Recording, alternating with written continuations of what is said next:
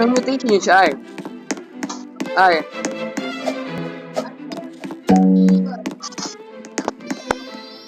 I'll give you candy blossom. Wait lang. You guys will promise. I'll give you candy blossom.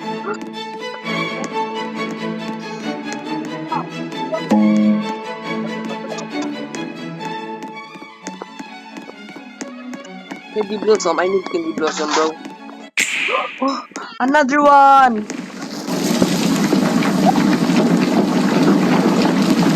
Wala na nahuli na ako. Agad ako ng gusto.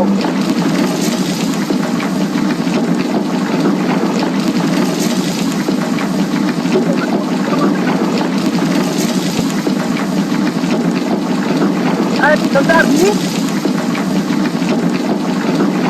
Wala na, nahuli na ako ay.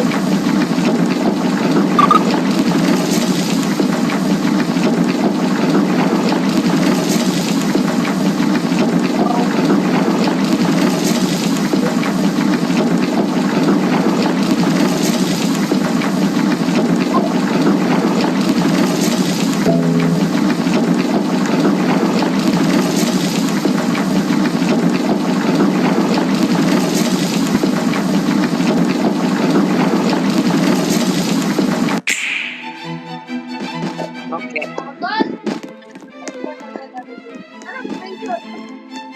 Ano pa nga ng mutation na yun?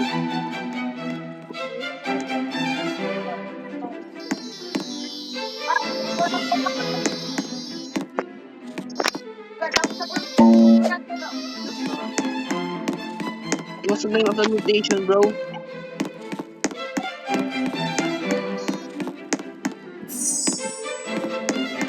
Ano pangalan? Hindi ko alam anong app na niya, no, Coleman.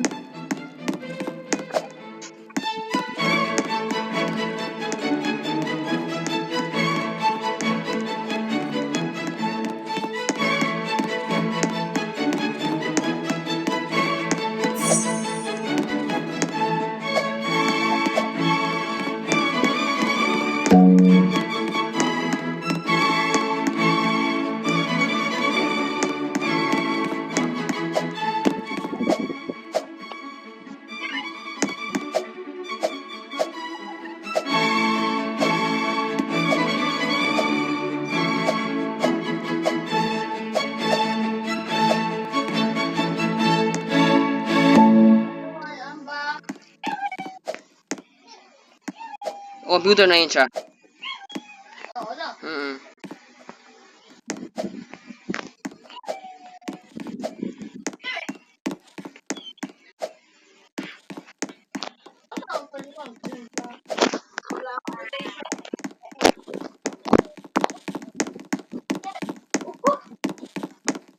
Ano? Void touch. Void touch. Like, wala ka mat.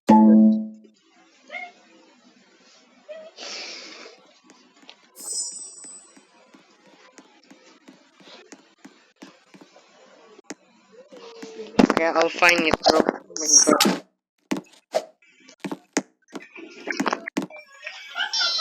Ano color art? I don't know. O, strawberry mo? Ha?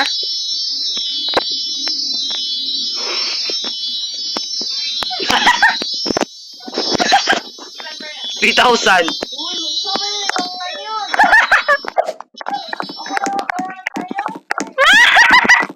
Wala pa kasi siya, ano? Wala pa kasi si Nel. Okay lang, tapos. Kung isang ko to, mas mayaman ako sa'yo.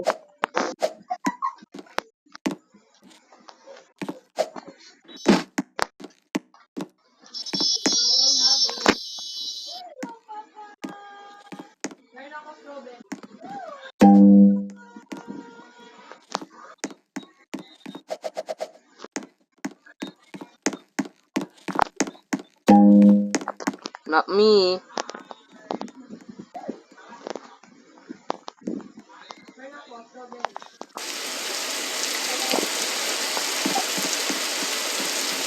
Ano mo ka ng void touch? Void touch to? Moon meron? Ha? Lock. Saan mo? Saan mo? Ay, ano, boy ba? May stop? No? Hindi na, may aura na filter eh.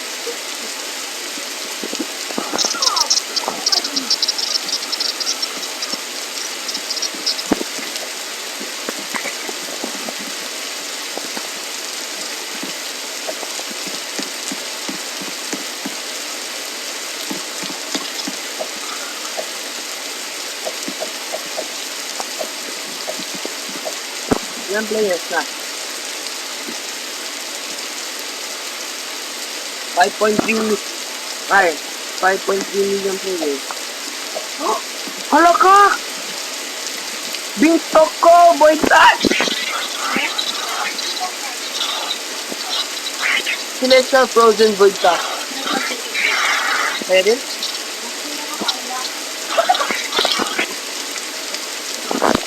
Umay ko na isa sa akin.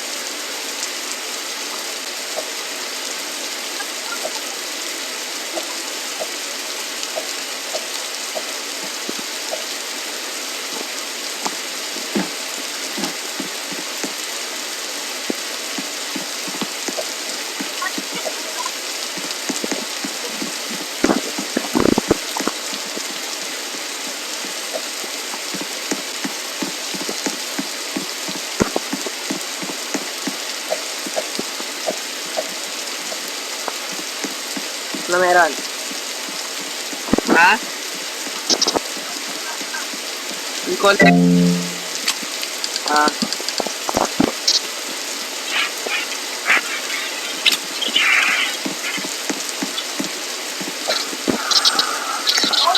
Ano?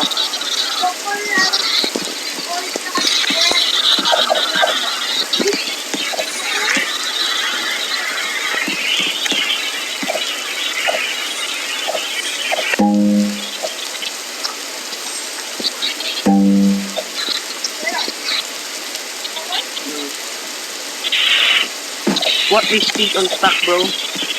Anong stock mo ngayon? Oo, bro, keep this job. Rainbow.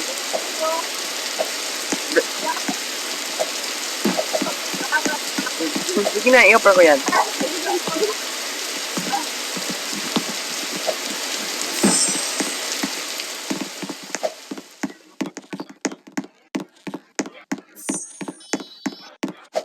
May apple ka pa? Wala lang, grabe laki ng apple. Gumana yan sa beton.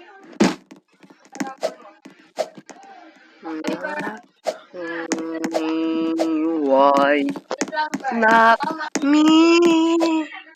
Why not me? Ako?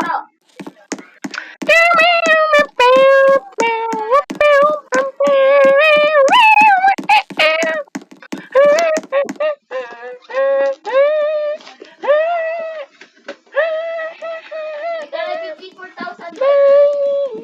Gardat. Ako ang bagong seller food. Magbenta. Where? Bruh, what fruit is that? Hey? Yan. What fruit is that?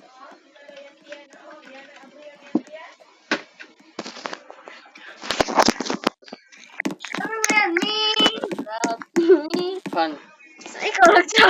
Weh? Oh! Not me. Why not me? Why not me? I'm an evil. Tapos na. Wala pa. Anong grow a garden bee?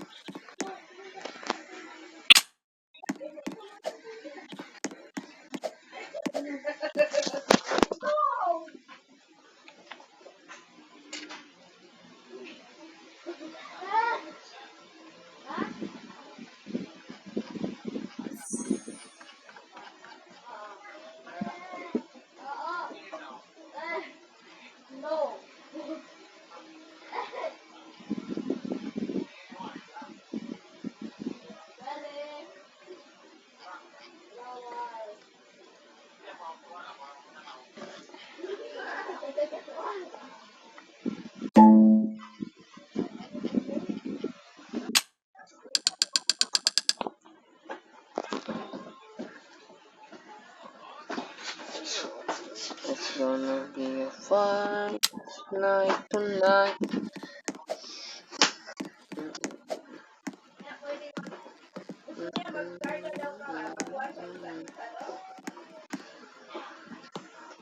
Ay, chocolate naman ako. Boy! Nagsawa. Nagtabling siya. Lagay siya. Ganda ulan niya. Lagay siya. Kanina away-away kami. Ba't cosmetic lang?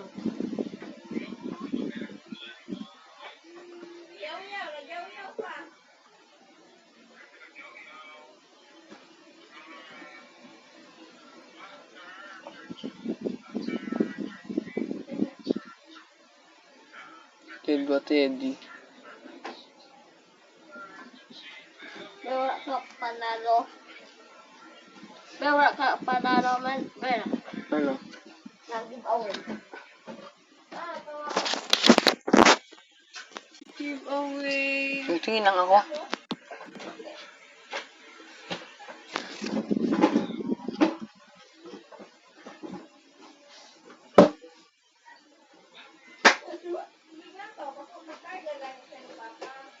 Ber, malapit na.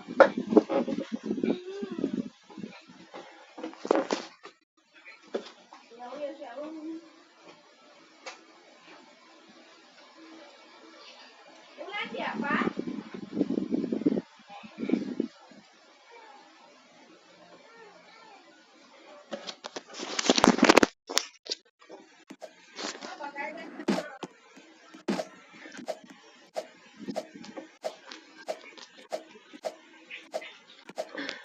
Oh? Yung pag-monsit? Ano? Gusto.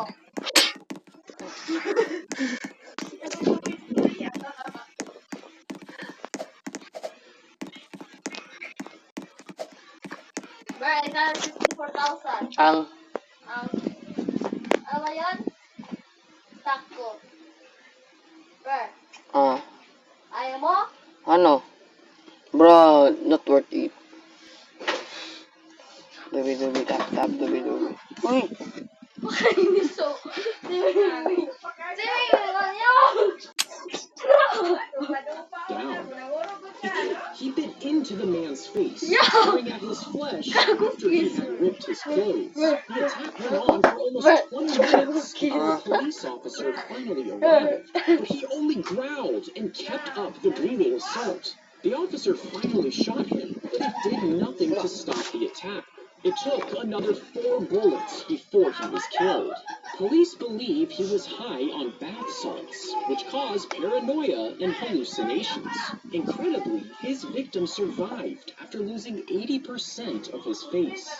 He bit into the man's face, tearing at his flesh after he had ripped his clothes. The attack went on for almost 20 minutes before...